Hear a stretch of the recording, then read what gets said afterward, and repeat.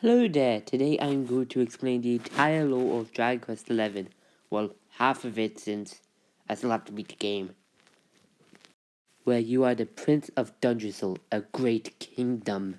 But then when you're a baby, the entire kingdom gets destroyed by monsters.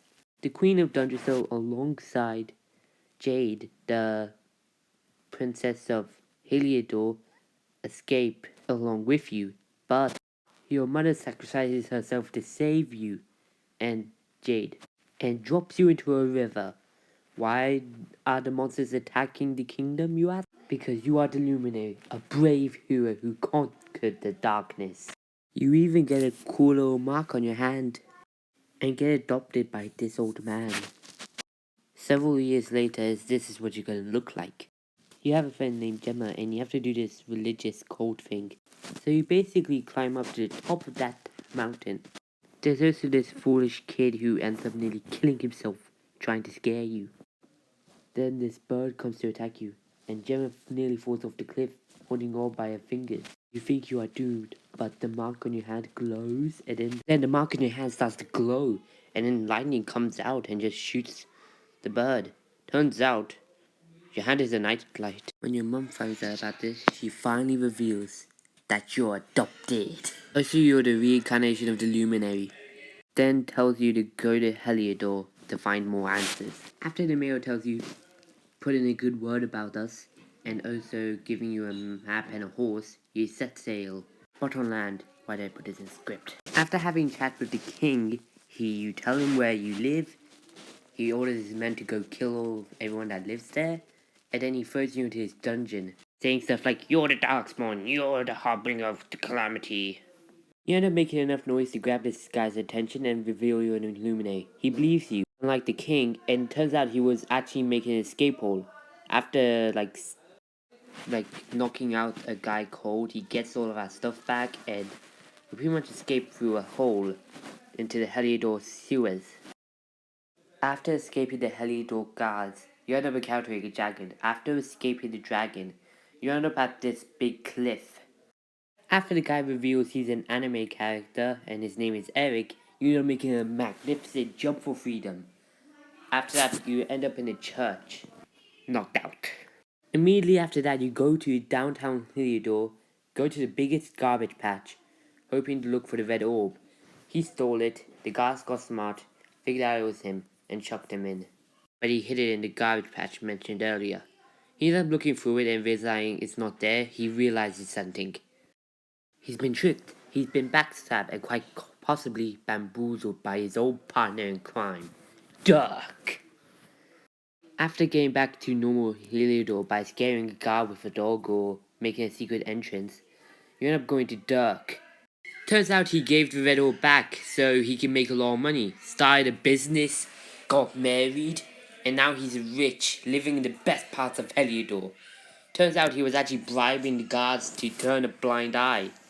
And apparently he revealed that the red orb is in the King's Barrow. After going through the Mangle Grove, it is revealed that your powers, you as the Luminary, involves going through memories by touching like seeds of Yggdrasil, a giant floating island. It is revealed that a woodcutter has been turned into a dog, so he beat like the creature who did it, so he can repair the broken bridge. And you also get introduced to Fun-Size Forge, which I'll be honest, is a great and fun tool to make weapons. When you get to the bow, it turns out that two griffins have beat everyone up, like so weak. So you end up beating them up, and you end up getting back the orb. And your partner in crime says, quote unquote, it's back to his faithful owner. You go back to Cobblestone only to find out that it was actually destroyed. And you end up going back in time using the Yggdrasil stuff and meeting the person who adopted you. He says, I'll get you a gift. And you end up going to this specific place. You end up getting a nice letter from your dead-like mother, and she says how, go seek the guy who threw you in jail. And you also get this gemstone. And then you end up going to the store You end up getting caught by like Hendrik and his Helidor soldiers, so you escape through the door of departure, thanks to that blue keys gemstone you got. After going to Hotto, a town, you end up joining this bar and you find this little girl who's lost her parents. And earlier in like Hotto, you meet this girl named Veronica, who lost her little sister. You and Eric goes big brain thinking that must be Veronica's sister, when really you're wrong.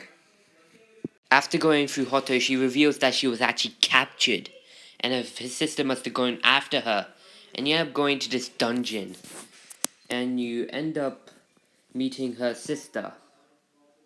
And turns out they're twins. You end up meeting her sister, and turns out that the boss of the area, like, captured her and took her magic, and somehow her age? I don't know how they did it. But anyway, you rescue the men who got captured by defeating the boss. The girl whose father, like, legit got captured. End up returning to, like, turn back to Hotto only to reveal that he gets drunk a lot.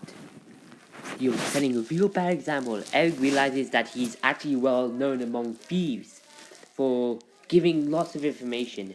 And since you need to climb Yggdrasil since you're the luminary, you actually go for him for information, and he just suggests go to Gallopolis to get this rain power.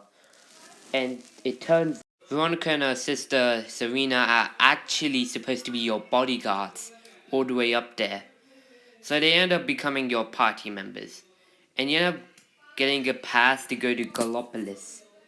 Thanks to the two of them already being so useful. When you get there, it turns out there's a horse riding competition, and you end up going there, but apparently they're too busy. So, and then you meet Prince Fariz, like the king's son. And then you end up talking to him, and he's like, "You are a good horse rider," even though you just met.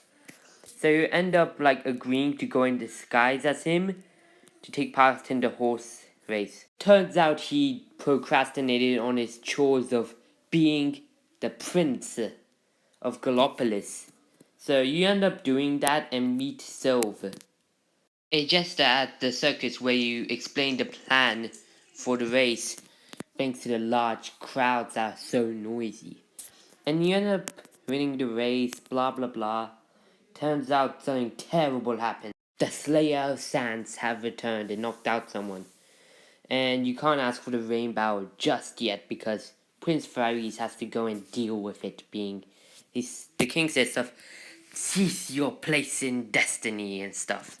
And you're begging you, please, please, I procrastinated on my training to be a knight. I made other people do it. And since you really, really need the rainbow, you end up signing up to helping him. And then Sylvando comes in and says, "Ooh, a nice beast hunt. Can I join?" And you pretty much allow him to join. And Eric admits this. "You're right, Sylvando. Nothing's gonna change." And he needs to push himself because the thing is, demands are getting higher. Since we straight up do his dirty work, he just bosses us around and stuff. So annoying. There's a celebration, but the issue is the Slayer of Sands just wakes up and Fariz has to fight it. But then Sylv just comes in and finishes up. So don't answer. Well, and then the king finds out and apologizes. Then he reveals that he straight up sold the rainbow to some merchant who was going to Gondolia. So they apologize by giving you a crossbow. Also, Sylv joins the party and offers you his boat, so you can straight up travel across the sea. After going to like Gondolia, something terrible happens. There's like this kid who like ends up getting cursed. So you end up getting the cure through this dark cave and stuff again. After curing him, you realize Helidor cars are here. Jasper, one of the knights of Helidor, spots you and realizes you. After Eric gets captured, Sylvando is all confused. After explaining why they're all attacking him, even though we're the ones trying to defeat the Darkspawn, we're not the Darkspawn, we end up saving Eric, but then we get cornered real bad. Sylv jumps off the like boat, the place, and ends up bringing out his ship, saying, the best ship to sashay across the salty seas. After that, this big tentacle monster thing comes in, and then like all the people of like Gondolia comes in and just blows a few cannons, scaring it away. Turns out Jasper actually told the monster, go and attack these Pacific people. And also, there's one thing I would like to mention about Veronica first. She could be hilarious when insulting people, and Sylph, hello there, darling, just cracks me up every time. Anyway, moving on back to the story. You find out that it's actually in Octagonia while on sea. You end up going there, and turns out it's a prize in a fighting tournament. So you pretty much end up competing in it. But that's from next time because this is quite a long video. Ciao!